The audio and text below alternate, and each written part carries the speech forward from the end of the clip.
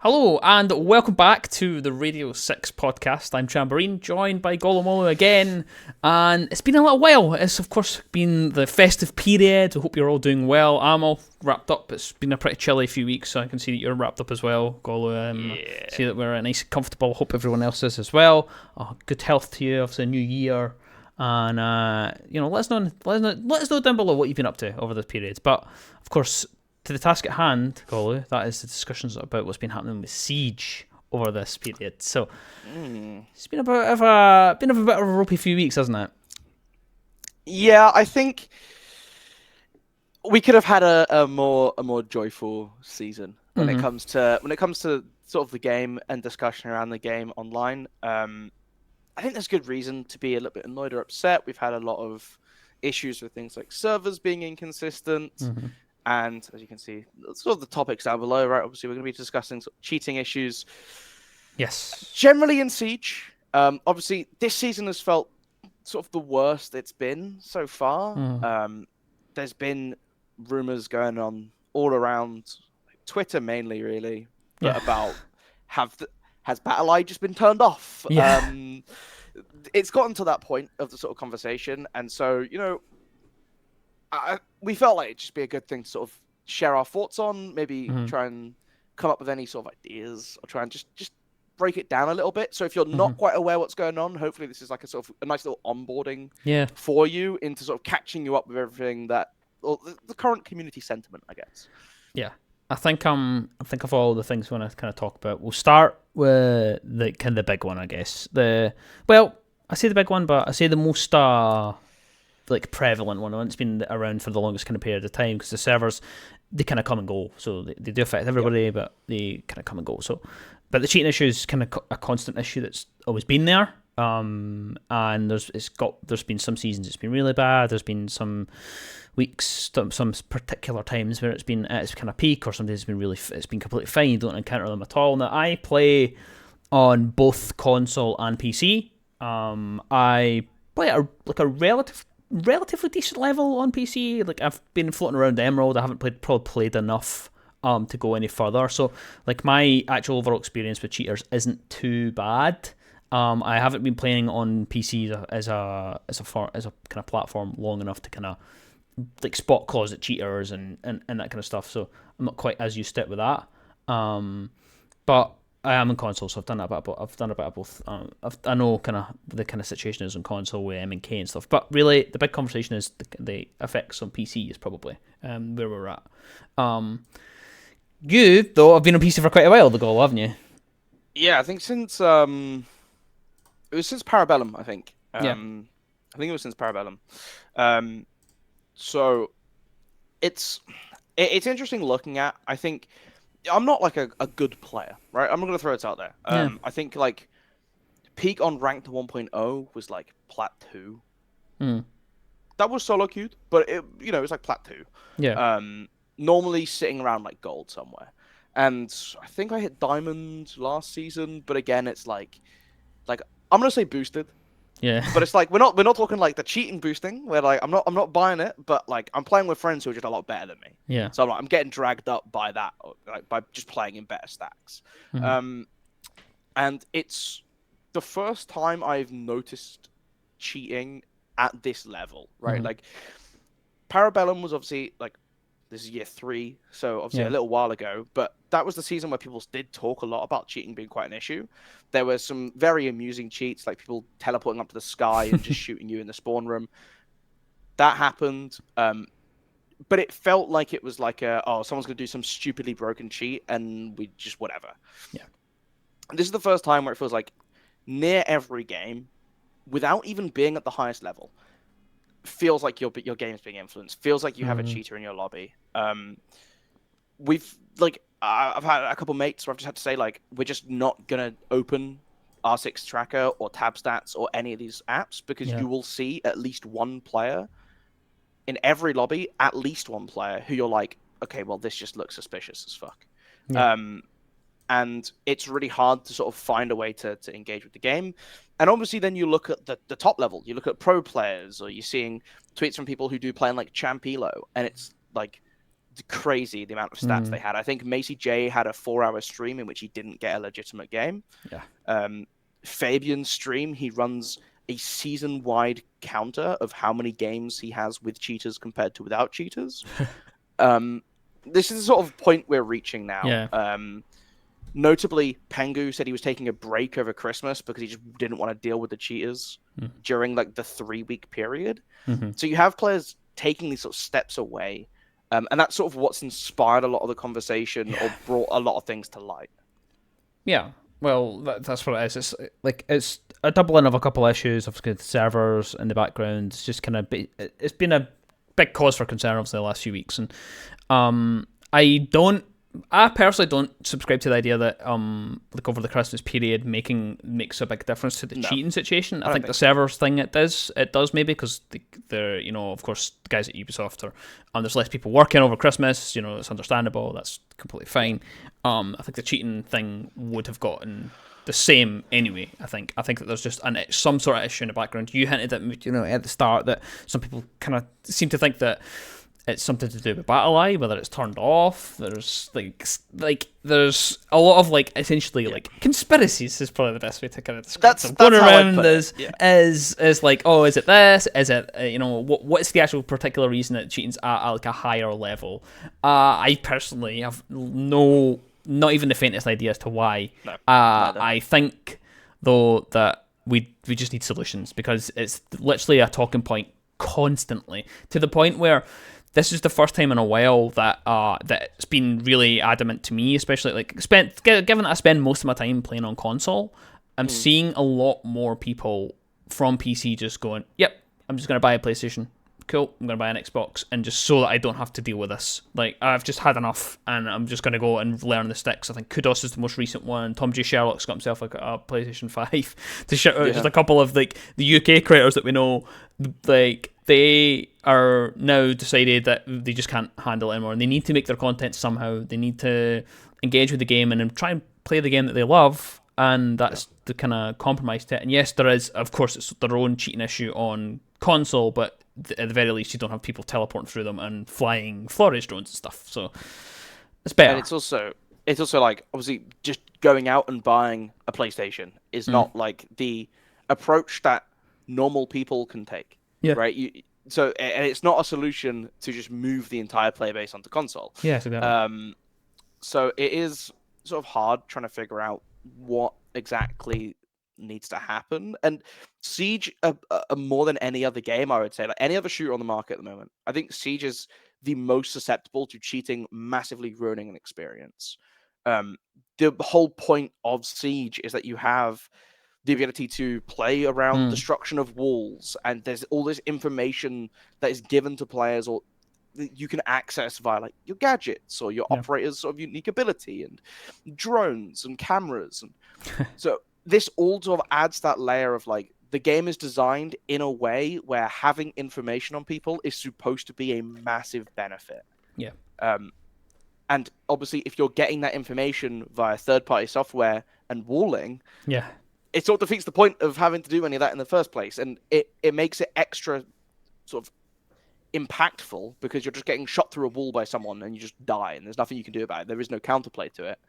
And it's not that they've done something to earn it. It's just you're just getting abused by the fact that the game is designed to be punishing, and now there's cheaters as well.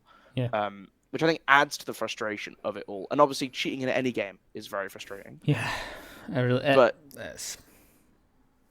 It feels extra impactful because of how significant every action is in a round of Siege. Yeah, it makes a big difference. I mean, it's like I say, I don't get exposed to it as much because I spend a lot of time on console. I spend the biggest cheating issue that I experience on a daily basis, and this is just because I play on controller, because I play a lot of other games that I play controller on, so it's it doesn't make sense for me to play mix inputs. Then again, I do change inputs sometimes, just for games that don't support it, like Valorant or whatever. But on console, the issue is ZimNK. So obviously people zim in and stuff like that, and plug in third-party devices in. I think obviously Xbox has taken a couple of solutions, attempted to put in a couple of solutions. Ubisoft have obviously brought out Mousetrap. It's been kind of effective. it's not too bad if I don't have crossplay on. I play on PlayStation 5. But if I put crossplay on, it's got better now. Obviously, the Xbox have kind of took a little bit more measures against it. But I had to turn. I purposely play with the crossplay off because anytime I get an Xbox lobby, they all have Zim, and I play at the highest level there is on console. So it's constant. It's every lobby. But you just kind of used to it. You have to just be better at the game, and because obviously I play on PC as well, I'm used to playing against people on M&K. So for me, it's not as impactful. But it's now starting to strip all the way down, and this is why it's becoming a bigger conversation across all platforms. Is because it's whether it's the combination of rank 2.0, the combination of people being able to queue with whoever they want, more people are being exposed to cheaters. It's becoming more of a conversation across social media, and it's becoming essentially a bigger issue. And we just need solutions.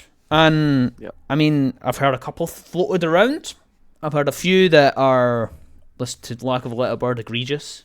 That I'm just like, no, absolutely not. There's a few that I like. I think first of all, can I ask what's your kind of solution actually, Golo? What would you kind of suggest? Any suggestions you have in mind? So I'm going to preface this with saying I know nothing about computers. I am lumped in as the tech person in my family just because I am the oldest sibling and learned what a HDMI cable was first. Right, this is like the background for like where my level of competency for tech is in this discussion. Yeah. I would be looking at something similar to Vanguard in Valorant. Yeah. What I've heard is that it works pretty well. Obviously, there are still cheaters in Valorant, but it's it's not to the same extent. And Valorant is a free-to-play game. Yeah. And I mean, we already know that like botting in, like, for example, other Riot games like League of Legends, like botted accounts are very, very common. Yeah. And that is something that is less so in Valorant because, again, it's something that Vanguard protects to the point where Vanguard's getting rolled out into League. Yeah. In a couple days. I think it's tomorrow it gets rolled out into League at the start of the new season. So I'm looking at this, I'm like, okay, I understand there's like hesitation about the way in which things and the kernel level works. From what I've looked into, the kernel level is like every anti-cheat sort of works at the kernel level anyway, because it just means it gets access to the files currently running. It basically depends on when the anti-cheat is launched. Vanguard works by launching as you boot up your PC. So it runs from the start of your PC running, which does mean it is technically a more invasive sort of software, a more invasive anti-cheat, because it's always running on your PC. But again, like, if you're not cheating, I don't really mind. Like, let's be real. Like, you already signed up to TikTok. You've already accepted all of this invasive software on your phone. Yep. It's one more thing, and if it solves cheating in Siege, I don't really mind. This sort of, I mean, I'm not gonna be like that. Oh, you've got nothing to hide. Like, I get it. Privacy is important, and there will be some people for that is a bit too much. But I think we unfortunately have to make sacrifices, and with where it's at the moment, I think that would just be my easiest like point to is just upgrade the effectiveness and like how deep the anti-cheat goes, and sort of fight the issue straight head on. Yeah, I think I can get behind that. Like I say, I come at it from a slightly different angle, in that not as much of my Siege is on PC, so like I don't experience it as much, and I'm probably even less informed about how anti-cheats and stuff work than you are in the whole scenario. But I do know that I've played a decent bit of Valorant as well. I've casted Valorant, so I know that I have never experienced a single cheater. I've played quite a lot of it. I've had one lobby cancelled because the game just cancels as soon as it detects it. That's the other thing that's brilliant. Yeah. It just cuts the game. It just goes, there's a cheater detected. GG, guys. Like, that's that. You just lose the time, which, does suck that you lose some time, but, at least you're not getting punished. You still lose the time anyway. You lose less time. Yeah. Because you don't have to finish the rest of the game. Exactly, and then and then have to deal with the repercussions as well. Because rollback's great, but like, if you're on the winning team, and it's a bit of a tricky situation. I think I agree with you. I think the Vanguard. I actually had it in my notes as well to mention Vanguard getting rolled out to LoL as well. I think it's essentially at this point. I think most people agree that it's the gold standard. It's the top. It is the most effective, at least like that we see kind of on like in maybe the AAA games at the top level. which is why, of course, that Riot decided to now put it into League as well. So it's available in both their kind of main titles. That's where I would want to do it. That's where I think it stops. It stops. I think that's as far as we need to go. I think we just need to have better anti-cheat just as a whole, I think, is where it is at. But some of the community have made some suggestions, and this is why I wanted to talk about it today, because obviously, of course, it's fresh in our mind. Of course, people are talking about it a lot anyway, but this was what kind of pushed me over the edge, and I think I DM'd you and was like, yeah, but we need to talk about the cheating issue, because I was like, no, I cannot deal with some of the conversations going around it. And the big one is that people seem to want to tie more information to the people's accounts across games. And again, so like, we talk about, you mentioned privacy, like the anti-cheat itself is already pretty invasive. I feel like adding that extra information, more information to an account where it's not really needed, like it will make a difference, but it will make a difference to other people. The big one is photo ID, right? That's the big conversation. People are like, oh yeah, like I've heard people want to pass laws that require gamers to link their photographic ID, their government IDs to games, which is an absolutely insane concept. And I'll fully just say that to you. Like, I completely disagree with that. I know that there's some examples of it. I don't know which countries. I'm not gonna quote or whatever. But South Korea would be the big one. I think so. Yeah. They do that, and I think has been some effectiveness to it. But I just completely disagree with the concept of it. I think to explain why is simply, like, the first simple one would be that not everyone has access to photographic ID. That's like just a simple accessibility thing. In the UK, there's only 2 official forms of ID that are accepted, like as standard. That's driving licenses and that's passports. You do get national identity cards for people who have moved to the UK, but generally they're not actually accepted. Like, I've worked in a few places where you have to take ID and stuff, and it's genuinely only those 2 that are official documents. You need to pay for both of them, for starters. Some of that, like a provisional one, if you haven't actually passed your test, is regarded as not as secure because they're easier to fake. Passports are quite expensive, quite difficult to get. So there's that aspect of it. So you shut out a lot of people who don't have those and they have to go out their way to get them. And then there's the other aspect of that. As soon as you take that step and tie it to the government, that's when things can start to get tricky. Because, can you imagine... Yeah, we should all be behaving ourselves in games, but like, if the government are looking at your account and deem you as someone that's breached something, like you can end up going to jail over something like that. Like, it's a difficult It's a difficult scenario to find, and it's all just because of cheaters in your games, because like that. I think it's a really big invasion of privacy, to kind of a really big compromise to make, I think. Yeah, it is interesting because it is. I mean, the primary example is South Korea, and obviously gaming culture is massive in South Korea.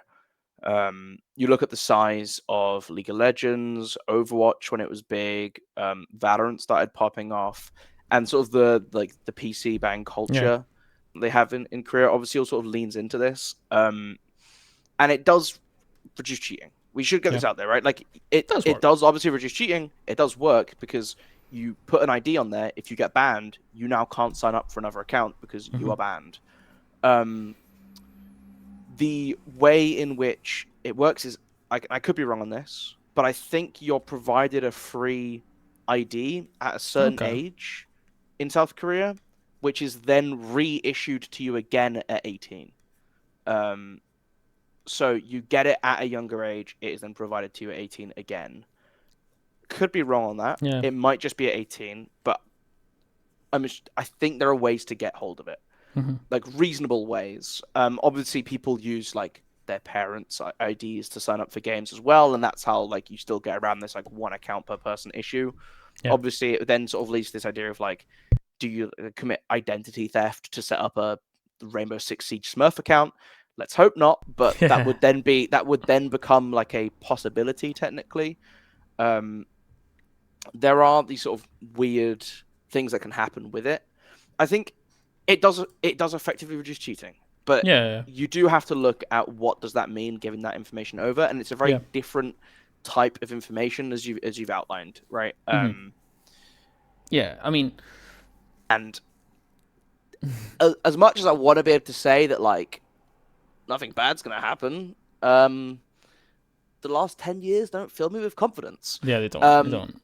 And I think that's a lot of information to be tied to an account when there are other solutions available that are less outwardly demanding. It also just like if that gets tied to your like Ubisoft account, that's again another massive data breach potential. Yeah, exactly. And we've already seen, like, it's not just Ubisoft we're talking about, right? Like, if that was rolled out, that would be for every game you play. Yeah. That would be your Steam account. That would be your Ubisoft Connect, your EA Play, your Riot Games. And if any one of those gets breached, again, massive amount of information loss. And we see time and time again, big companies getting hacked, having data held hostage. I forget which company it was recently that had, it was something like the next 10 or 15 years of their like gaming projects. Well, it was just Sony, was it? Held ransom. Yeah, it was Sony, that's right, yeah. And it's like, again, massive company. You'd think that this again, these are the sort of people that you'd be giving your information to, your PlayStation, right? Like, so this is where it becomes a very dangerous concept to start. That's then suddenly, depending on how information is stored or depending on how it gets set up, potentially just very easy identity theft. Yes. I'm not saying very easy as in anyone could do it, but the right people who know what they're doing, you're suddenly giving them a massive tool to get access to this information. Yeah. Our security just isn't there to support that, basically. Yeah, and I want to like kind of add on to the kind of point you said about how South Korea like issue IDs and stuff like that nationally and stuff. That's not something that's done in the UK. And I wanted to like touch on that, like from obviously a biased perspective of just like the UK, because that's obviously like our personal experience and that's what we kind of know stuff. And there has been conversations about photo ID used in kind of, I think, inappropriate measures in the last few years anyway, and that they've been rolled out to like you have to bring them to vote and stuff now, and that was very much criticised at the time when it was rolled out because it was brought and not to kind of get a teeny bit political, as we warned, just a teeny bit, just to kind of say that it was rolled out because they know that there is going to be a particular demographic that can't access and kind of afford and is potentially not able to get themselves photographic ID organised in the UK, like people who don't drive, that are never needed that. If a lot of people don't have passports because they don't travel, they can't afford to travel. It's costs over £100 to get a new passport and stuff. It's like 150 quid or something. Yeah, so like it can cost a lot of money, and wait times and stuff as well. Like so, like it was very much an obvious. We're going to do this because we want to get a particular demographic and make it difficult for them to vote. And that's just an example in the recent history of the UK of it being an issue. So tying it to a game, not ideal. I do want to add on to that very quickly. This isn't like when Ezra was saying that they used this and they did this for the reason of reducing voting demographics. This isn't like did they really do that? Like, how do we know? This is something that a politician then came out and later said they did this for this reason, and it ended up hurting them more because they didn't realize different demographics also don't have ID. Yeah. So it's self-admitted that this was implemented because of certain demographics. And like you say, if you're 13-year-old little Timmy who wants to play Fortnite, do you have to now get your parents to get you a passport and sign you up? Yeah. The barrier to entry becomes so much higher. Yep. And especially around what that means for like getting online. Like my parents were like this. I'm sure your parents were like, they were like, never say your real name on the internet. Yep. Apologies, I have broken that. Yeah. But that was that was always the thing you're told. Never give your real name. Never say where you live. Mm-hmm. Sort of also broken that. But like this information to then have to like say to your parent like, oh, can you sign me up for Fortnite account? Yep. Oh, all you have to do is enter my passport information. Crazy. Like, fat chance that's ever happening. Do you know what I mean? Like they'll give like I'm being given back like FIFA and Lego Star Wars, and that's all I'm playing. I mean, Lego Star Wars, I'm set, but Do you know what I mean? Like it's a lot to expect, and then for parents as well. And as much as like I want to say like, look, more and more parents are going to be people who played games themselves. We're still not there. Like we're not at that point where it's understood why this is happening. Yeah. If I told my parents today that I put my passport on my Rainbow Six Siege account because of cheaters, they'd go, "What? Yeah. Are you doing? That is insane." And for good reason. For good reason. Yeah.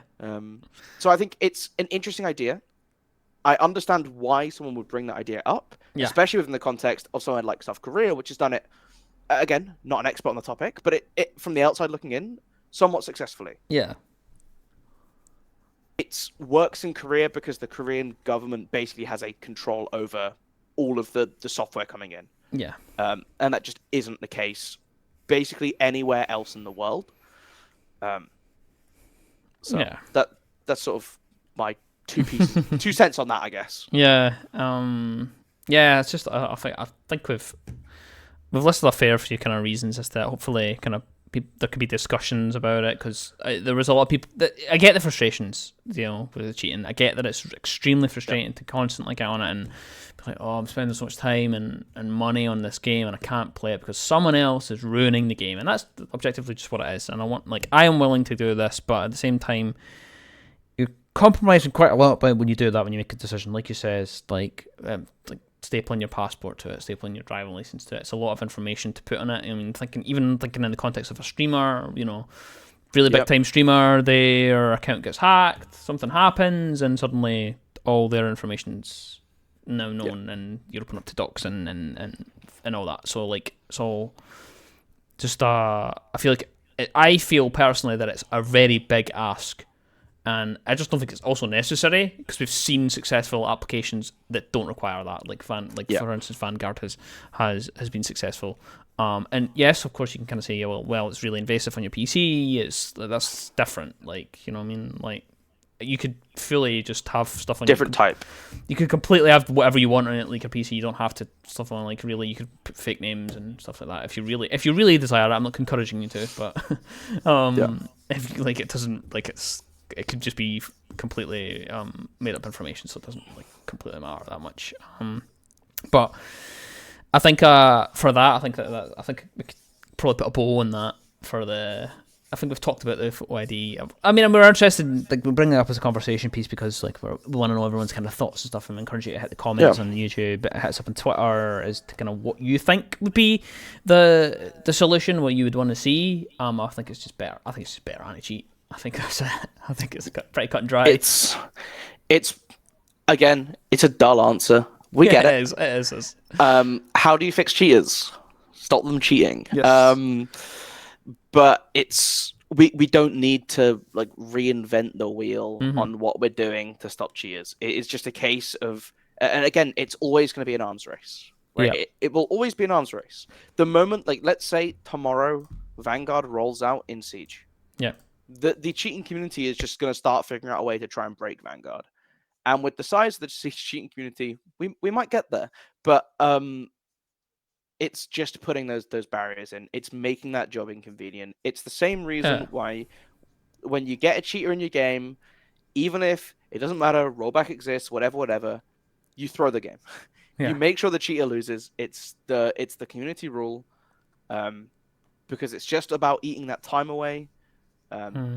Varsity did a much better job of explaining that, but basically the point is people are cheating to make money by boosting people or by boosting the account that they are cheating on, which is less likely, but does happen. So you make them lose to make them lose time means they lose money. It's just that simple. But we improved anti-cheat and we just make it more inconvenient. You add those barriers, people will move. It will reduce it. It will reduce it. I think the only other thing I want to add about the kind of cheating situation is just the console one as well. Again, better anti-cheat really only applies to PC because of course PS5, Xbox closed kind of situation, so you can't really cheat in the kind of traditional sense, walls and spinball and all that kind of garbage. I'm sure that it's probably been done. I think you somewhere. Can jailbrook and do some stuff I'm like sure that, there has been things like that, but it's very extremely rare. The big thing there, of course, is MNK, mouse and keyboard. but through kind of third-party devices, Zims, Cronus, whatever whatever kind of they're called, and macros and stuff like that as well to like speed up people's fire rate and stuff like that. Which used to be a bigger thing back when you could change the. I don't know if that's maybe showing our kind of old Siege brain a little bit. Back when you could change the fire rate in guns to single fire. Yeah, crazy. And it would always really sound really weird in a lobby because it would kind of shoot but at full auto, but not quite full auto because you knew that the person had it on single fire. They were just using a macro. That was always quite funny, but obviously you can't do that anymore. Yeah. So, but to add on to that, of course, they launched Mousetrap. I think. Mousetrap's I like the idea of it, I guess. I like the idea of just winding up cheaters. Like, I think that's a really funny concept. Like, it's good, isn't it? It doesn't ban them, like, it just annoys you. Like, it just makes it not work properly and just frustrates you. Yeah, it's a really funny concept. And it's like... go for it. I was going to say that they have circumvented that a few times. Like you spin at the start of the rounds, and you like that. So if any of you have ever logged into a game and you've got into a game, you search for a game and you've got someone standing up doing prep and they're spinning, and you're wondering why they're spinning. It's because they're playing on MK and they're trying to circumvent the Mousetrap. I think that is now fixed. I think that doesn't work, but you still see people doing it just because. And I mean, to be fair, that's annoying in another respect in that they don't do any setup, so you miss out that part of Siege. So it's like, for God's sake, if you're going to be in the game, like, at least do something productive, and they're not even doing that. So, but I think that there needs to be work done there. Maybe, I don't know if you can match by input. I don't know if you can do that. I know that it's completely cross. I know that we have crossplay on console between Xbox and PlayStation. I don't know if you can cross-play it between PC and do input matchmaking and match them with PC. I don't know if that's a possible thing, because you can evidently detect that. Yes, I think it should be possible. Just because, like, Fortnite, Apex, Overwatch in casual all have these systems. The difficulty with that is that there's always going to be ways to game it, right? Like, you queue with a controller, and then you get into a game, and then you plug in your keyboard. Yeah, exactly. It's hard to do, but I agree. Like, ideally, that would be the way to do it. You just say, if you like, because again, like, you look at a game like Fortnite, which when it came out had native mouse and keyboard on the console. Like, you could just grab your I'll be honest, I did it, right? Like, I tried it out to see what it was like. I mean, it was kind of a pain having to, like, sit in my living room with like playing on a TV with a mouse and keyboard. I was my battery controller, right? But I was like intrigued to try it out. And you literally just plug it in. It works like it would on a PC. So you can do these sorts of things, but it's hard to do again. And I think, like you're saying, like, just fixing the MNK, so like getting rid of it is the solution there. Yeah. It just sucks. Yep. Like, because again, if you want to play mouse and keyboard, get a PC. Exactly. Like, you can get a PC that can run Siege for the same price as a PS5. It's not going to be great, but you can do it. Yeah, it's unfortunate. It is. It's difficult. I actually think the cheating issue on PC is easier to solve than the MNK issue on console. I think because it's just because it's linked into PlayStation and Xbox and not actually on Ubisoft specifically. Which is why software like stuff. The Mousetrap exists, right? Because it's like that's the solution they can do. They can implement something that in the game's files itself. That's the kind of difficult thing with that. So unfortunately, I don't see a clear solution for that as much as I do for the kind of cheating situation on PC. But to kind of wrap up that, we do have kind of another portion that, and it's kind of a negative podcast this week. We've kind of tried to keep things upbeat. Kind of tried to talk about things that are kind of interesting and kind of fun, and we kind of tried to mix in things about the game and kind of esports side. But it has just been a really bad 2 weeks for Siege, just to be blunt. It's just been a really difficult time. I currently have Twitter open in front of me just so that I can reference some tweets and stuff like that. And literally in the last 30 minutes, I've seen two people that I know, content creators as well, banned for abandoned penalties. It's because of the servers.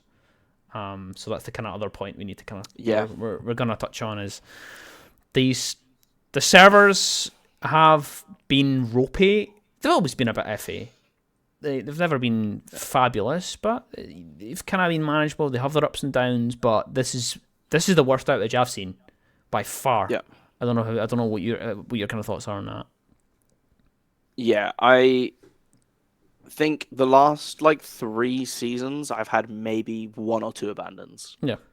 And that's my PC's fully crashed and I haven't been able to get in, or my internet's gone out, right? Yeah. But it's not game related. It's normally something to do with either my laptop or with my my internet. The first 2 days of the season, I'd already managed to, or 3 days, I already managed to pick up a 2-day ban. Yeah. Just because the game would just crash on me. It was bugged on season launch. Yep. You now add on the server issues, like you say, with people just getting sort of kicked from games and then they get banned, and it's I want to avoid smurfing, right? Just as a whole thing. Myself, only I think I have a second account, but I don't actually know the login. But I have one account basically. But it's I get why people have multiples, especially if you're a content creator. It's so important to have backups for things, because it's you say, oh, the server's disconnected and I go down. Okay, well, I can wait half an hour. Oh, I can wait an hour. It's inconvenient, but I can wait an hour. It gets to 2 hours. It's kind of annoying. It sort of wastes your entire day at that point, right? You start hitting a day, 2 days, a week ban. This is like a livelihood for some people, right? Yep. If you're a streamer, what you gonna do? Play a different game? Probably not. Maybe you can boot up Tarkov instead, and the audience translates, right? And I picked Tarkov for a reason, because that is what every Siege streamer has been streaming for the last week. Yeah. Everyone's been playing, Tom J. Sherlock been playing Tarkov. Zyronic been playing Tarkov. So it's just awkward to look at when people aren't feeling confident in the state of the stability of the game to be able to put that time into it, to keep creating content for it. And it's a massive loss, because that content is so important for a game like Siege, for where we are. The whole reason that Siege has sort of lasted as long as it has is because it's consistently had a very supportive community backing the game through everything. Through terrible metas, people are still playing it. Yep. People are putting up with it because it's Siege. People love Siege. Through we've had cheater issues in the past, and the top level players, they're going, it's really, really bad, guys, but we're still playing the game because we love the game. And I can't remember who it was. I saw a tweet saying when do people stop? And the response underneath was we don't. We're too far gone. We can't give up on Siege now. Sunk cost fallacy, all of this jazz, right? You just can't not play Siege anymore. And it's great that we have that loyalty. Yeah. But we need to make good on it at the same time if you want that to actually be a thing. Siege has always been such a tight-knit community, and we've just, again, it's been hard to find legit games, and then when they are legit, stay in those games recently, which is really becoming quite testing for a lot of people, I think.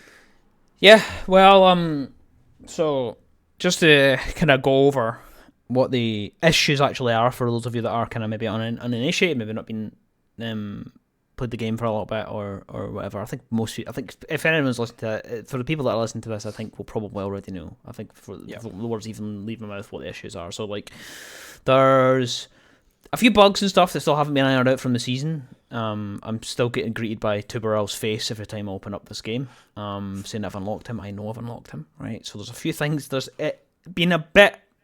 This season has felt a bit neglectful overall. From the delays at the start, the miscommunications, and when it comes to the way Tuberel's kind of worked, the start of the season was ropey. There was crashes. It was a very difficult start to the season. So then to get to the kind of midpoint over Christmas, to then have this big issue. People deal with the cheating. People just crack on, like you mentioned. That people will just play through it. They'll just grin and bear it. It's pretty rubbish, but they just grin and bear it. But when you can't play the game, that they can't do that. So like the issue is, so for me, the ones I've encountered is if you're solo queuing, right? These are the people that actually might not know about this. Solo queuers pretty much unaffected. Solo queue to your heart's content. I seen Ralphie talking about it on Twitter the other day. He's not been affected at all because he just gets on and he streams it like quite late at night, so he tends to play solo queue games, and they're usually fine. The big issue comes when you're in a stack. When you're playing together with someone, one person will disconnect, someone else will disconnect, but then it'll populate the game with someone else in that scenario. So instead of you stacking as a 5 stack, you'll maybe get into a game with 4 of you, and one of you's disconnected, and another person's in their spot. They can't join a game, and they get an abandon penalty, and then they get banned. It's happened to me. I've had to reconnect issues so many times. It's crazy. Kicked out of squads, re-hosting. I played over Christmas and New Year. I was quite busy, but I haven't played too much games in general anyway, but I did get on to play, and I played with a few streamers, so they always want to like play ranked and get like as many games in as possible, so it's just queue after queue, which is kind of what you want and stuff. But like 3 hours, so 7 o'clock to 10 o'clock, we played one game. We lost it annoyingly. But that one game, we had to finish it obviously because we couldn't. Like we'd get an abandoned penalty as well, but one of our squad was kicked out and he got banned 60 minutes, abandoned penalty. So we had to play a game without him. We ended up losing the game, so morale was quite low. Then we tried to connect and keep getting kicked out. Ubisoft Connect wasn't working. Nothing was working whatsoever. And eventually, I just goes, you know what, guys, I'm just gonna leave it. And that was a week ago, and I haven't been back on since because it's still going on. Like I say, I'm looking at a tweet right now. Someone that's just been suspended for an abandoned thing. It's hurt my. I love Siege. It's hurt my playing time. Like I know I would have been playing over Christmas, and with those people, I would have been like 3 or 4 ranked. I've got you get the what you say in text coming through for the rank session, and I've had to knock back a few and be like, I'm not gonna waste my time trying to queue all night when I can just hit up. Like to be honest, I've been playing some COD for a bit of banter, you know what I mean, and enjoying FPS. Like I love some FPS. I played some Valorant. I've been dipping into Valorant for a bit as well, getting some ranked in there as well. Like and. It's just unfortunate because like I'm probably not going to hit as many games this season because of this amount of issues. Call of Duty, what a fall from grace! I know, exactly. At least have the common decency to play League of Legends instead. That's what I've been retreating to. It's just like, and it sucks, right? Because don't get me wrong, love Siege. Siege is like it. It's my favorite game, right? Yep, I watch way more Siege than I play anyway. Yeah, same. Especially when there are events on, like big events on, obviously. But even like the small ones, like I've been watching all the like E2 recently and South Breach, and I've been trying to keep a little bit of an eye on some of the stuff that's been happening with Wrecked, but admittedly haven't caught a ton of those games. They're at ridiculous times in the morning. That's just Australian League or event. But it's hard when you want to play a couple games of Siege, but it's just like I'm gonna have a couple connection issues. Yeah. Maybe we play against the cheater. There's been a couple of times over Christmas break. I've gone to join up a stack. We've gotten into a game, and immediately it's just like, oh, first game. Oh, okay. Well, we're just getting wallbanged. Okay. Well, like, oh, don't worry. I've got another account. I'll dodge. Okay. We dodge. They log back in. We get them in. We go into another game. Oh, okay. Well, we've just got another cheater. Like, what are we gonna do? It's like, well, I don't know. I can't be bothered to wait the like half an hour for the first account to be able to play again, and now then we just get another cheater anyway. And it's like I'm just gonna go do something else. It's like, okay, well, like Lethal Company. We're playing Lethal Company with some mates. Yep. That's been really fun. Playing League of Legends because I know at the very least I can hit play. And I'm going to play my game, and I'm going to get to have whatever amount of fun that League of Legends can offer, and then I can close down the game and go into whatever else. But at least I get to play. Yeah, there's that. I have went through a cycle, so I have played. Now I've got ADHD, so I'll lose interest in games anyway, it's an astonishing achievement for me to have played 9 years worth of Siege like because I can barely complete like a game as is. But I've been playing some Fallout. Been playing COD, obviously.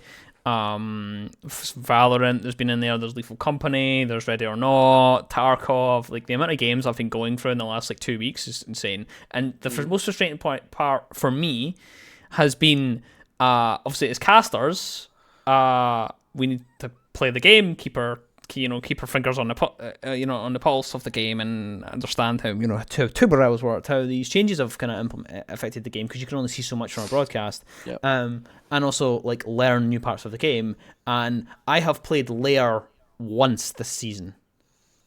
Once. Yeah. I need to learn it. Like I want to learn it. I'm excited to try it. I queued it I just didn't have time. So when the season launched, I was at uni, so like I just didn't have time. So then when I get time, finish up for uni, cool, let's go. 2 weeks worth of Siege over Christmas, loving it.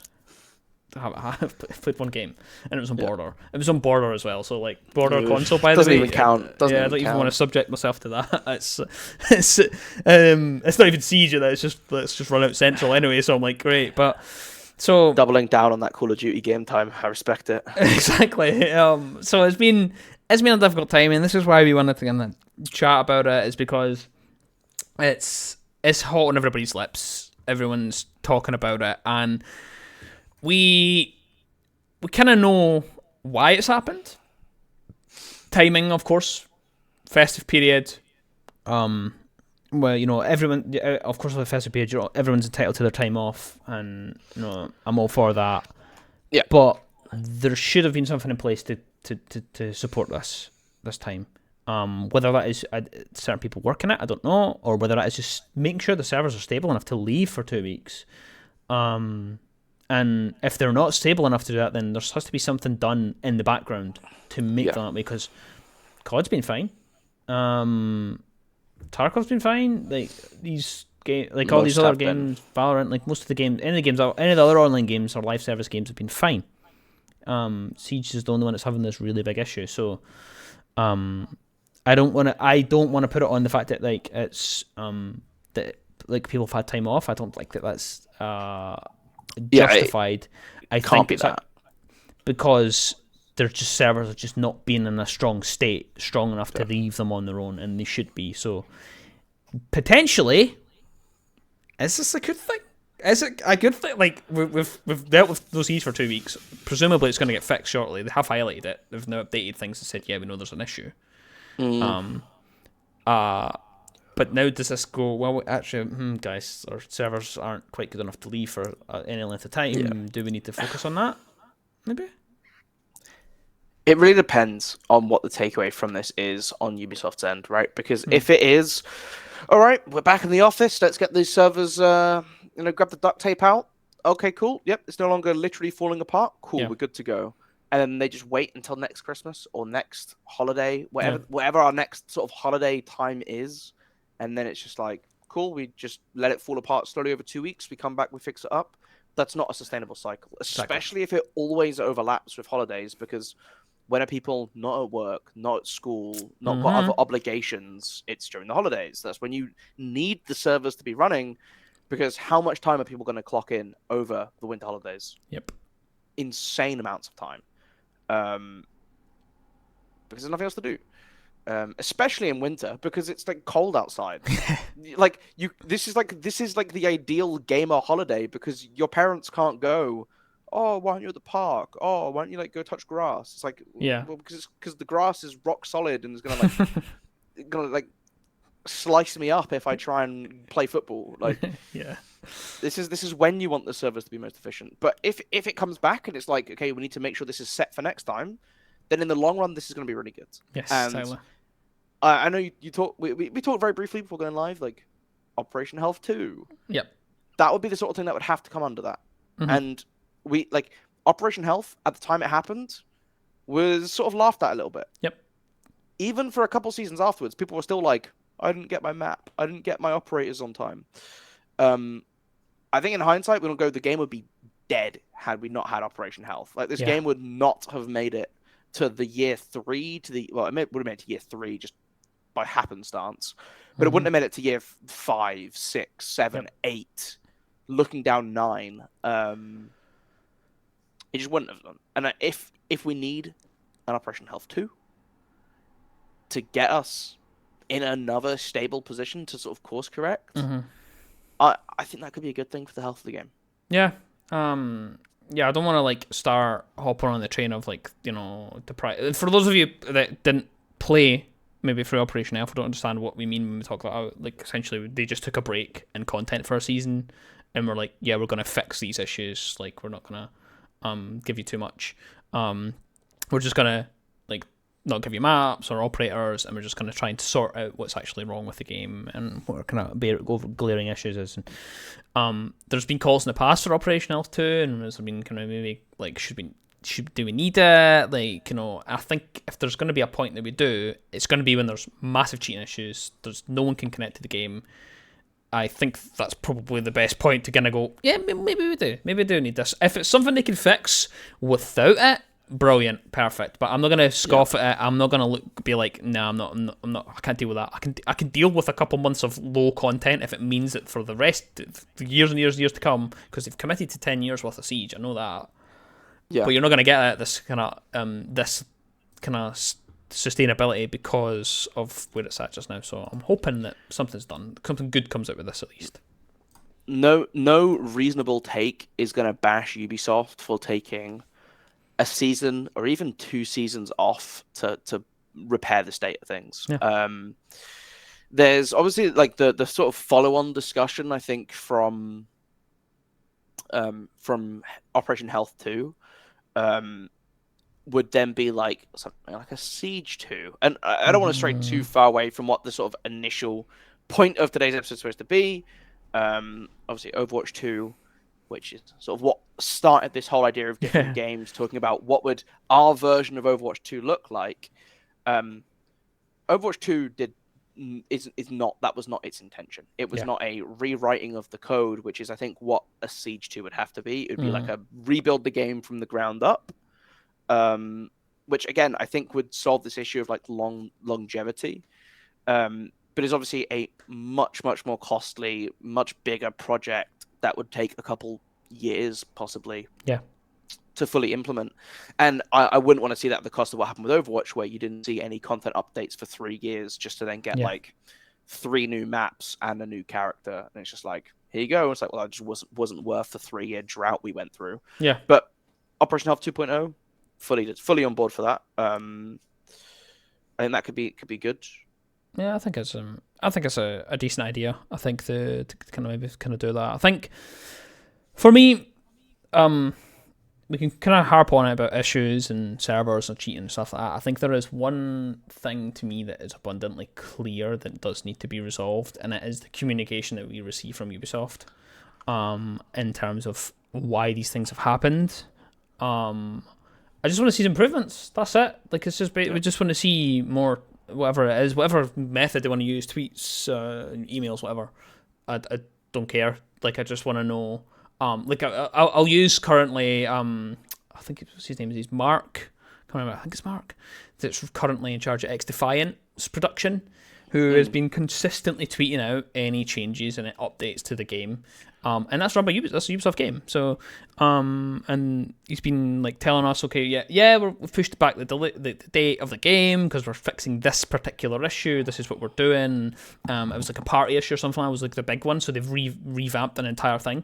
So they had to push the game back for quite a bit, and they didn't commit to an actual date, which was really nice.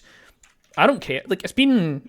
I think X Defiant was supposed to be I think they were aiming for a summer release, so that's like 6 months ago. I think was the talk. Like, we've baited it quite a few times. We've tested the game.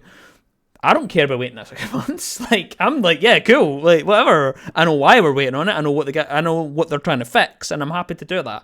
So, I think that if we have that, like, that's what we need. We like desperately need that. We just need a better kind of vessel to get the information to us to say, look, we're working on this. This is why this has happened. This is XYZ. This is our plan. This is that. And if that improves, I guarantee you that the conversation around Siege will be so much more positive. Like, it'll be 1,000% more like the amount of people that are hyped for X Defiant just because of the way that one particular person has spoken about it. I think he's the lead game developer. I think that's his name. I think that if I can get his particular name, yes, I'm right. It's Mark Rubin, executive producer on X Defiant. Gave us updates over New Year, all that kind of stuff. And again, works at Ubisoft, so it's possible. That's what I want to see. That's my only big call, is that I just want to see some particular, like, actual issues listed out that were getting fixed. And like, I mean, remember I don't know if you can remember it, when they did the thread on Reddit. Was it Reddit? They did like a dev, like, discussion thing. It was a couple years ago. Yeah, and it was like they basically were like people could submit stuff to, like, and ask them, and they answered it. Like a massive Q&A thing. Yeah, like just simple things like that is like makes such a big difference to the way that it's like received, and I think it would like certainly help with the negativity that we've experienced over the kind of festive period, because we hate doing this. We don't want to, like, I don't want to talk about this. I don't want to be here talking about this, but the more people that talk about it, the more likely it's going to get fixed, and then we can move on and enjoy the game. I think that communication is so important, and it does so much heavy lifting in building up positive relations and building up faith and goodwill, which I think are the most important things for a live service game to have. Is people willing to come back to your game or willing to, like, give it a shot and have faith in it. And again, I mean, we've already said, right, like, Siege has an incredibly loyal fan base. Yep. We take literally any small amount of information and run wild with it. A bi-weekly little tweet that's just like, we've recognized these issues, we're working on them, would go so far. The more information, the better, obviously. And, like, again, we have a massive array of content creators, and Ubisoft already has a very large content sort of, like, I guess, background of backing content creators. At events, they get them on, like, esport events, they get them on stage, they play show matches, they used to have, like, Ubisoft Star Player and things like this. Ubisoft Creator is just a thing now, right? You're a Ubisoft creator. And one thing that is really cool in Flesh and Blood, it's a card game, but it's quite a small community. And I think, you know, in the card game scope, it feels to me like what Siege is in terms of its size and where it sits. And one of the things that they do is they just reach out to content creators, and you'll just get, like, a random podcast episode, and it will be an hour long of just, like, two community figures chatting with one of the devs, or, like, the lead designer of the set or whatever, right? Like, it's a card game, it comes out in sets rather than seasons or whatever. But the idea is that, like, you do get this sort of slow trickle of information where it's like, hey, this has been an issue. We've noticed that these things aren't, like, you know, these things create an unfun play experience, for example. And they'll just say, like, yeah, we made a mistake here. Tales of Aria was dumb. Ice is stupid. Or not, like, Frostbite is frustrating to play against, right? And it's like, they'll just say these things. They'll be very open. And they'll just go, we're looking to change that design when it comes back. Yeah. And so, you know, okay, if this is gone, it's going to come back in a healthier form. Something like that for Siege. Yeah, okay, look, we recognize that there's, like, a cheating issue. We're looking into solutions. It may be this or that. Brilliant. That's you don't have to confirm what you're doing, but if they came out and said that, if they did a video with Gregor, right, and it's just Gregor gets to sit down and have a discussion with one of the devs and talk about some of the issues, and we just get an honest conversation, that would go so far in just sort of cementing the fact that Ubisoft are listening, that they are sort of paying attention to what's happening. It's literally just giving a little knock on the window and a thumbs up. Say, yep, we hear what you're saying. We'll get there. Would go a long way. Yeah, I think I agree with that. I think that's a good idea. I think it's actually probably overkill for what we actually need. I think that's like a nice sentiment and stuff like that. I think that it's always good to get, like, vocal devs and people that are willing to kind of stake their reputation and have conversations and stuff like that. That's always nice. for me, I'm not even personally asking for anything like that much. It's just more the frequency of updates. For instance, like we get an anti-cheat update like once a year.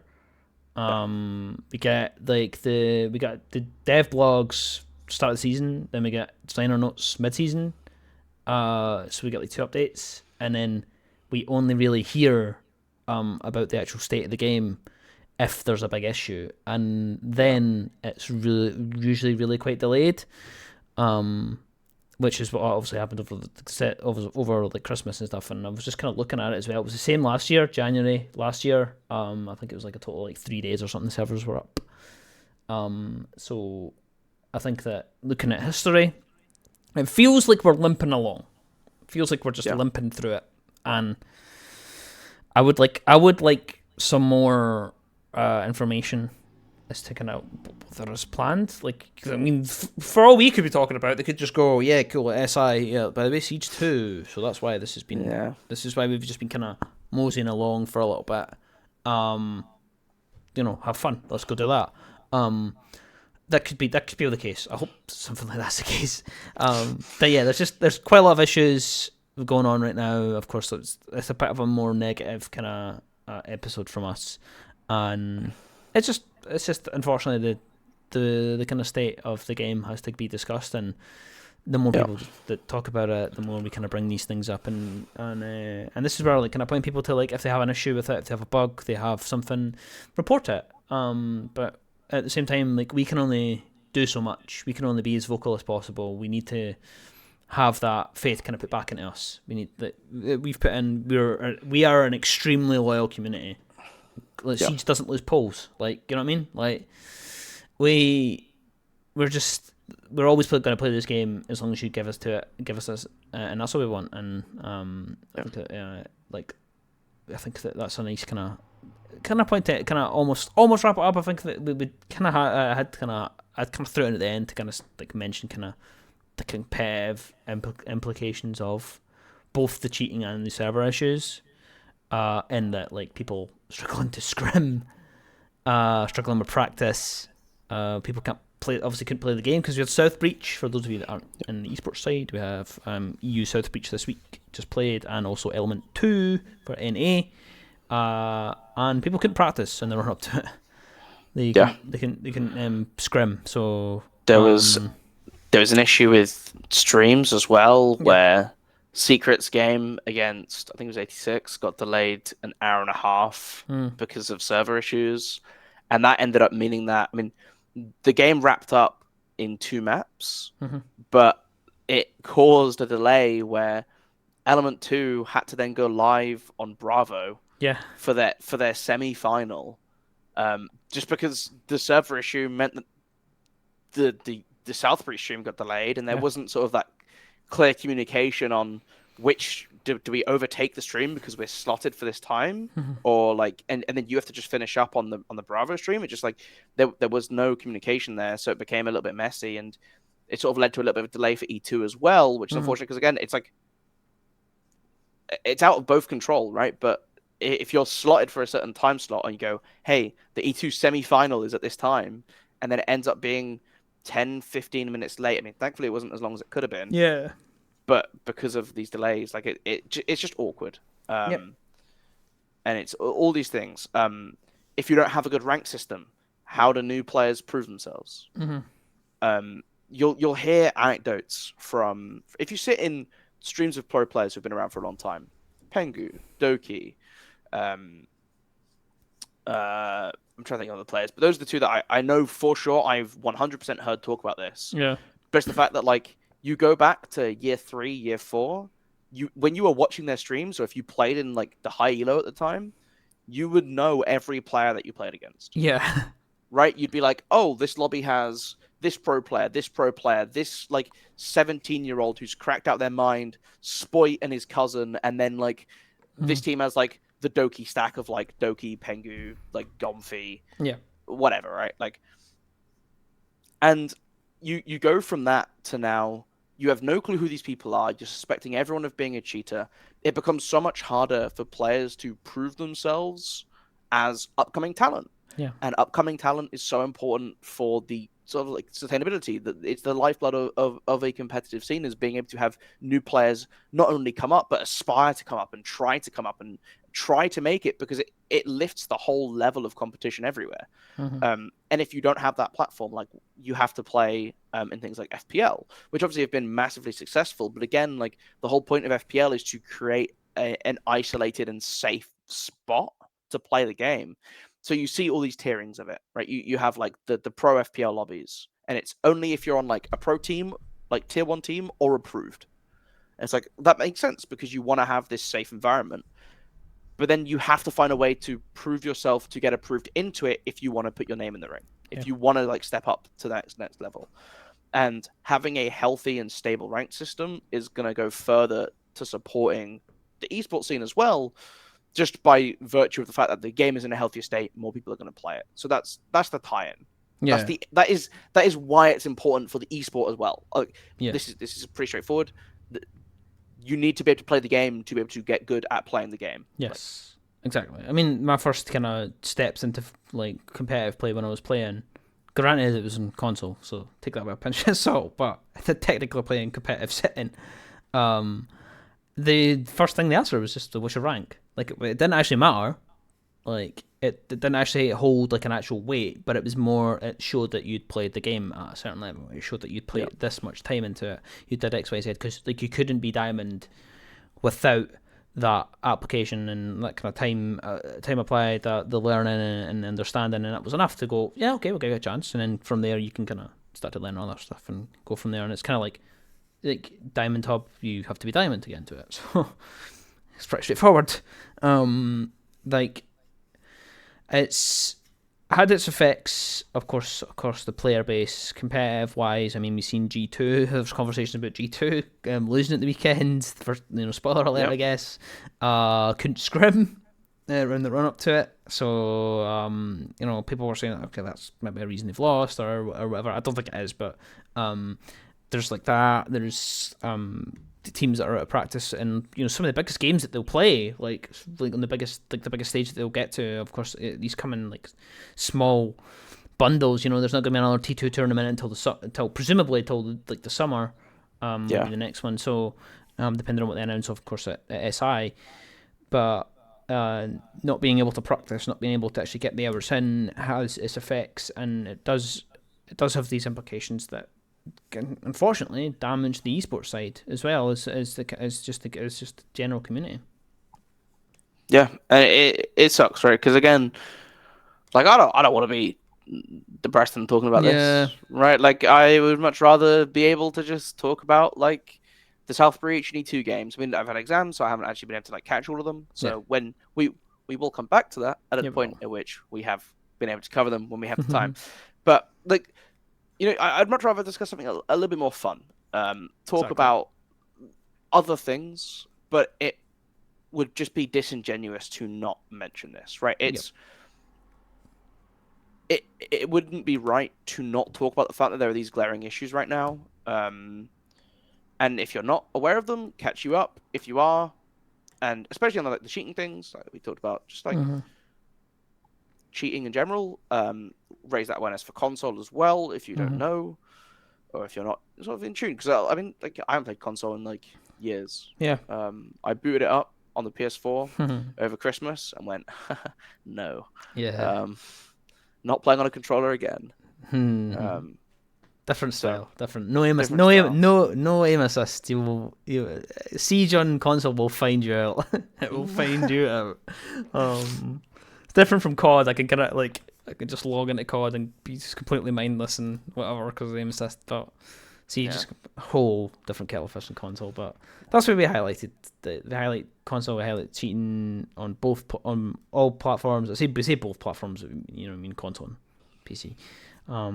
And of course, like the servers as well. I think like the cheating issue is an ongoing one. It's a battle. I think we've kind of touched on it enough to kind of really kind of wrap up what we kind of want from it. Better anti-cheat. That's really where I want us to get. I want more anti-cheat updates. It'd be nice. But I think the big one right now is the servers. We need to be able to play the game. We need to have these fixed, and we need to have it communicated to us that we can play it. because for a lot of people, this is their livelihoods. This is their enjoyment. This is what they do. You know, me and you's time, we've been paid for working on this game.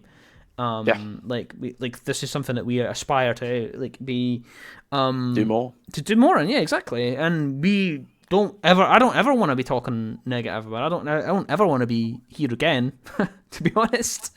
But we have like some semblance of a platform, and again, like you said, it would be completely disingenuous for us not to actually talk about this and bring it up and get behind it, because there's some content creators that have been like a bit more reluctant to do that, of course, with good reason. But there's some people that I've seen that haven't really spoke about it in the past that have eventually just been like, right, I need to see something. And even those creators have had enough, and people that have put in thousands of hours. And Siege right now should be entering a golden era.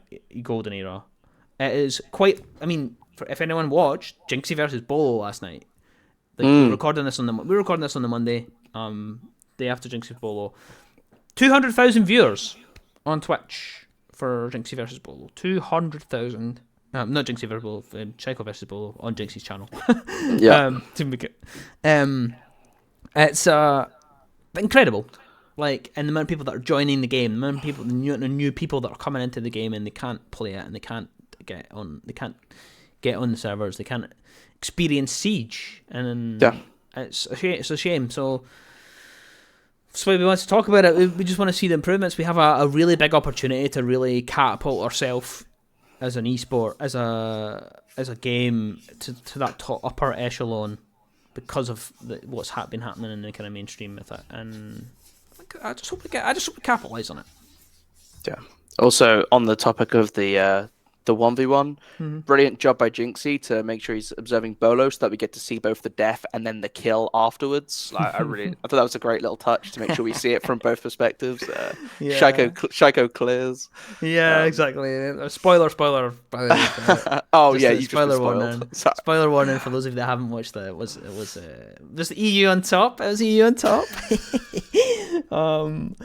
Shaiko with a win, but it's. Siege is at the forefront of conversations, which feels like it's been a long time since that's been there, and to then have this happen in the background, it hurts. It does hurt. So I hope that we can get some resolutions in place. So anything you want to add before we wrap this up?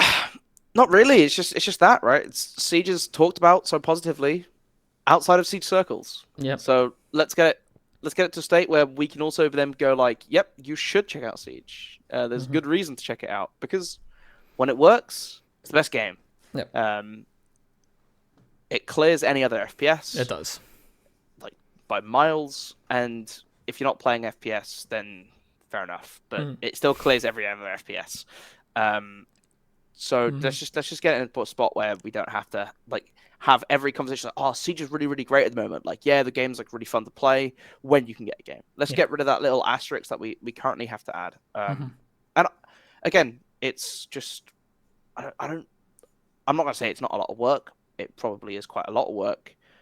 But with sort of what Siege is supposed to be, it's like I haven't checked any sort of profit report or shares report from Ubisoft, but I'd be very surprised if Siege isn't their biggest earner in cosmetics alone. Yeah. And it's worth the investment for Ubisoft. Yep. They've committed to investing in it. So let's just see that made good on. And let's be able to come back to this in 5-6 years' time and go, wow, that was crazy, wasn't it? Yep. Do you remember when we couldn't get games? Yep. That's why now that we have million players daily. Yeah, that's what we want. We want to grow. We want to get bigger. Hopefully, Siege is here to stay. You'll have to pry Siege out of my cold dead hands. Not gonna lie.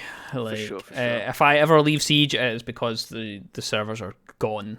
Like, you remember that guy was it Halo 3? I think was it the guy that they turned off the servers and they just there was a lobby of people that just stayed online constantly until eventually their PlayStation or their Xbox or PC or whatever platform they were on just died, and they just were on it for I think it was days and days and days before eventually they were kicked off. That's gonna be me for Siege, and yeah, so that's it. It's a bit more of a negative one, especially starting off the new year. Not fun. We wanted to start off on a positive. We did have a schedule for a nice positive one. Unfortunately, things changed, and again, we just wouldn't have been right to come back and go, hey, yeah, well, happy new year. Whoa, wait, you having a good time? And it's actually been the when worst. no one is. Yeah, it's been one of the worst 2 weeks so far. No, that's not what we want. Hopefully next week's better. We will have more kind of things to discuss about. We're not going to be talking about cheating every week, and I think this could probably be wrapped up for a bit because, of course, we have the run up to 6 invitational Golu. Yes. It is just over a month away. And we will be putting a episode every single week. We will have roster conversations because there's been some spicy rosters, people. There's some spicy changes that we will be discussing. Transfers, different narrative, different stories. We'll even throw in maybe a little discussion about Rank 2.0 maybe here and there, just to really, really get things worked up to go into year 9. I'm excited for the next few weeks. We iron out some siege issues, some server issues. We're looking good. We're looking hot. I would like to wrap this up. Yeah, bit of a negative episode, but the year looks very good for Siege. Yep. And I'm very excited for Siege this year. I am. And it's going to be great. SI is going to be fantastic. Mm-hmm. Everything following will be great. I have full faith in Ubisoft and in Blast to make sure that we keep this going and keep the sort of hype behind it. So, is unfortunate to start the year like this. Yes. But back to your sort of regularly scheduled Ubisoft chilling next week. Yeah, exactly. Back to the positive discussions. If there's anything that you want us to talk about, any burning desires, drop them in the comments on YouTube below. Hit us up on Twitter. I refuse to call it by its dumb ass name that it has. Email us if you really fancy it. If you're being really bold, you can drop us an email. We appreciate the support so far. Hope you guys had a good kind of festive period besides the issues. Hope you guys ate a lot, drank a lot, and enjoyed time with your families. And I certainly did. I would have liked to have sprinkled in some more Siege, but it is what it is. It happens. Again, thanks for the support. Thanks for and also we did the giveaway. We did the giveaway over Christmas. Thanks everybody for getting involved, for sharing that. That was a lot more successful than we thought it was going to be. Yes. And also a lot more of an issue, actually, that you didn't actually realise you couldn't buy credits to gift to people. So now I have like £32 worth of credits in my account that I didn't want. Not ideal. No, I spent, so I have more credits than I needed because I was trying to buy them for, and it was Velocity that won it, of course, someone that we know as well. So it was like, great, like did this big giveaway, and it was another caster. It's like really guys. Shout out to Velocity, won the giveaway. It was just our first kind of one for that. But it was just a bit of banter, a bit of Christmas festivity. So I appreciate everybody getting involved in that and sharing and tagging people. And yeah, I mean, is there anything you want to add on to our first episode of 2024? Nice to be back. Yeah, it's nice. It is nice to be back waffling about Siege because I've had 2 weeks of nothing. And yeah, last night catching up on Element 2. Oh, it was delightful. I was up till like 3 a.m. watching Shaiko versus Bolo. That's what I wanted. That's what I want for my days. But anyway, again, appreciate all the support. I'm of course Chambourine, joined by GoluMolu. It's Radio at 6 podcast, and we will see you guys next week.